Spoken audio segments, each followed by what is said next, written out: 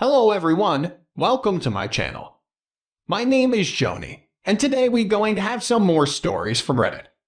But before we start, it would be so much appreciated if you would subscribe to my channel, like the video if you enjoy it, and maybe leave a comment down below. These simple clicks would mean a lot to the future of this channel and really reward the effort that I put in every day. And now, without further ado, let's go. Now let's get into today's stories to find out what happened. My wife, 32 at the time of this story, went to college with this girl that became her best friend. They parted like wild women, so much so that it's a wonder my wife didn't flunk out of college. I, 35, met my wife on her first day at work. I was already working there for a few years before she was hired, so I was in charge of showing her the ropes. Eventually, we got married, which brings us to where the story begins. After we were married 6 years, her crazy college friend finally got engaged.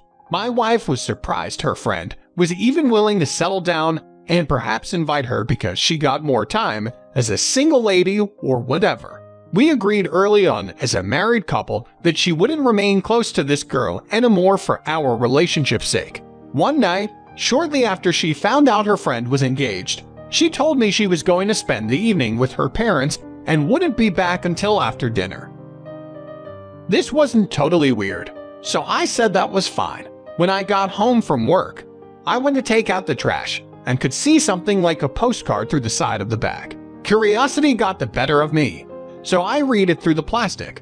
It was an invitation to a baccalaureate party that very night. It was being held in the city at a men's street club. I drove there without hesitation. I didn't want my wife looking at other men or becoming influenced to act like the party girl she grew out of. When I got there, I just started asking women around for my wife or the bride by name. Eventually, I found a woman that said they left the party a short while ago with 2 men. When I asked where they went, she hesitated to tell me. I begged and bribed her, so she gave me a hotel name. I could not believe this was happening.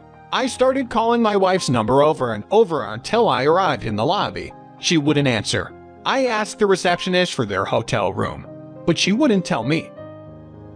I waited for a while until I saw her come off the elevator with a man. He looked quite pleased, and so did my wife, until she looked up and saw me standing in their path. She gasped and covered her mouth, and tears started flowing uncontrollably.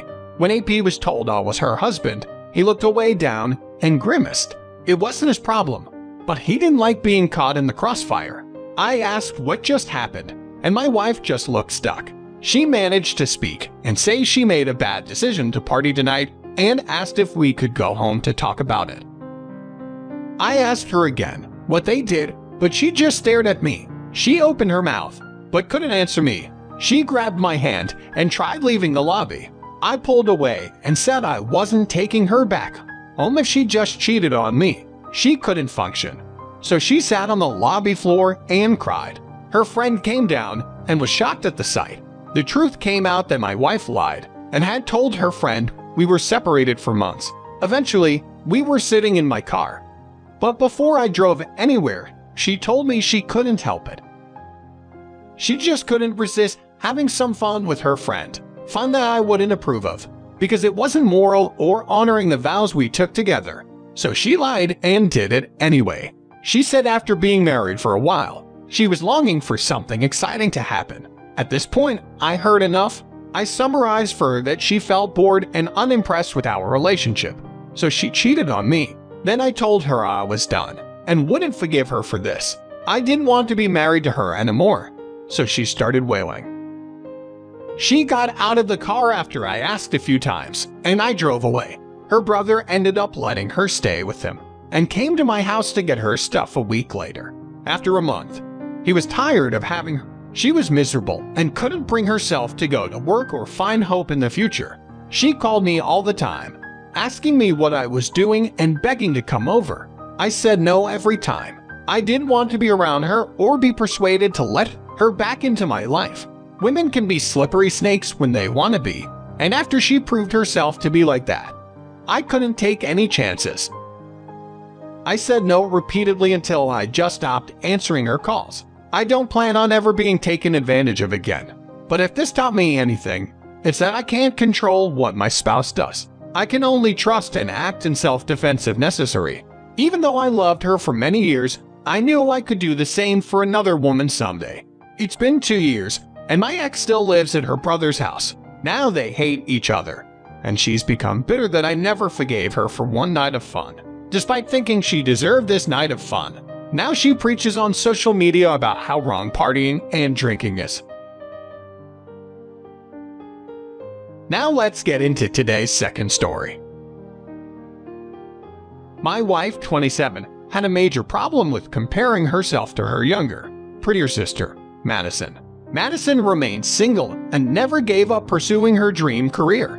She was quite successful and had a TikTok fanbase, which just irritated the crap out of my wife. But she never admitted she felt this way about her sister. Sometimes she vented to me about it, but she always backpedaled afterward by expressing love for Madison. My wife even went so far as to ask me while we were dating, and even after we were married, if I wished I met her sister instead. I always said, of course not, that I believed we were meant to be together, and she deserved to have a happy life apart from her sister, regardless of what she was doing with her life. Well, my wife never got the message I was trying to give. She kept stalking her sister and comparing our life to other people. However, on the phone to her sister directly, she was supportive and never gave any signs of jealousy.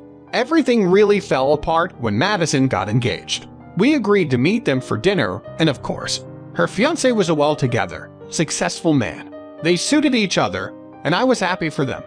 But my wife wasn't. She pretended to be.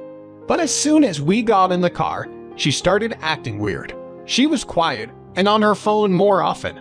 I was pretty sure she was stalking Madison's fiancé on social media. She started acting a little more friendly towards me again after a few days, and over the next 3 weeks, she met with her sister a few times without me while I was at work. The first time, she didn't tell me about it.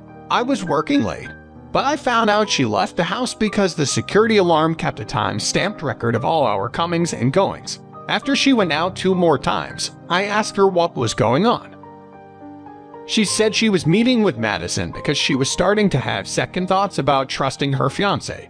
This didn't make sense to me because they looked happy and confident together when I met them. I started looking at Madison's Facebook while my wife was supposedly meeting with her. She looked fine with her man and even posted happy wedding planning updates.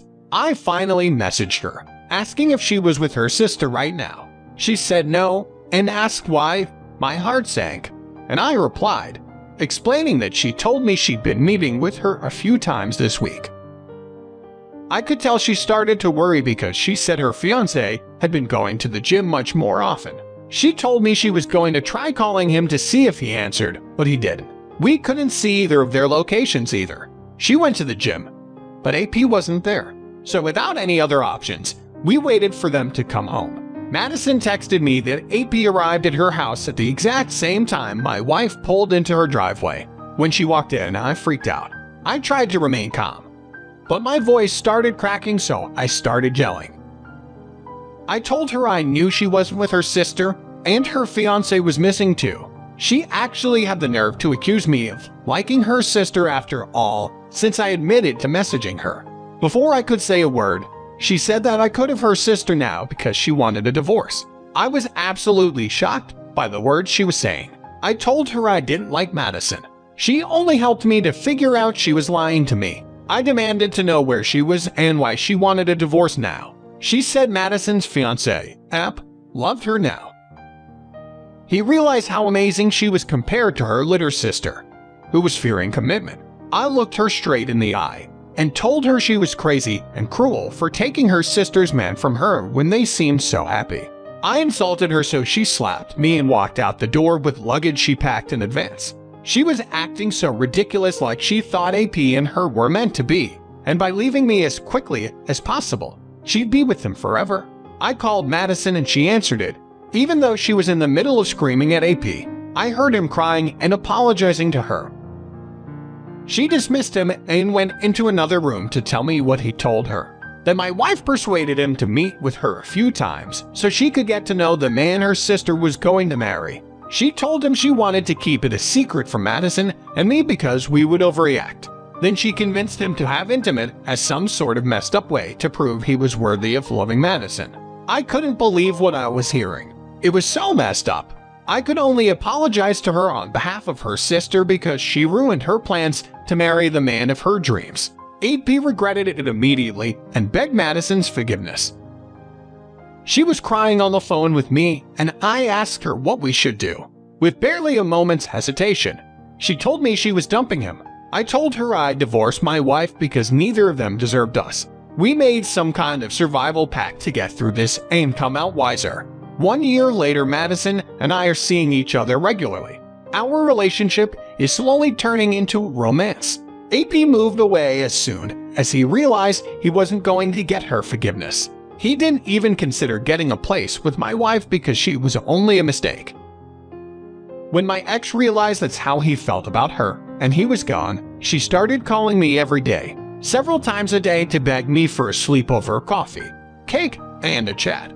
I declined every time and only answered the phone if she wouldn't stop calling. She started camping in the yard, so I got restraining order after the divorce was final. She was camping in the yard when her sister came over to hang out with me and she lost her mind. I was prepared to call the police if she tried to come in the house, but thankfully she wasn't that much of a threat, since she had to leave due to the restraining order and trespassing. I didn't hear from her again. Last update I heard was that her dad had to bail her out of jail for something stupid.